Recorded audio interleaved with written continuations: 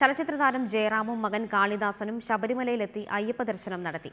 ഇന്നലെ വൈകിട്ട് ദീപാരാധനയ്ക്ക് മുൻപായാണ് ജയറാമും കാളിദാസനും 18ാം പടി ചവിട്ടിയത്. കാളിദാസൻ ആദ്യമായി നായകനായി അഭിനയിക്കുന്ന സിനിമയുടെ ഷൂട്ടിംഗ് തുടങ്ങും മുൻപ് അയ്യപ്പന്റെ അനുഗ്രഹം തേടിയാണ് ശബരിമലയിലെത്തിയതെന്ന് ജയറാം പറഞ്ഞു.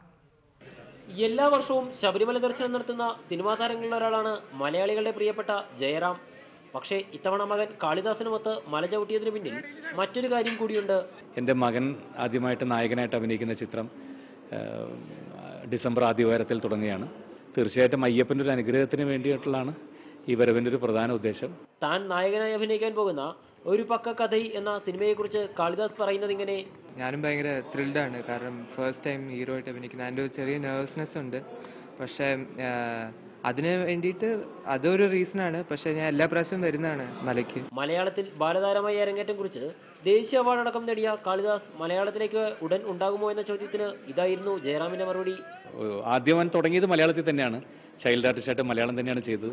മലയാളമാണ് അവനൊരു ദേശീയ അവാർഡ് നേടിക്കൊടുത്തത്, മലയാള സിനിമയാണ്. പക്ഷേ തുടക്കത്തിൽ പെട്ടെന്ന് അവനെ തേടി വന്നത് ഈ സിനിമയായിരുന്നു, തമിഴ് സിനിമയായിരുന്നു. എനിക്ക് എങ്ങനെ ഒരു എൻട്രി സിനിമയിൽ കിട്ടിയോ അതേപോലെ വളരെ യാദൃശ്യമായിട്ട് ഇവനെ സിനിമയിലേക്ക് വിളിക്കുകയായിരുന്നു.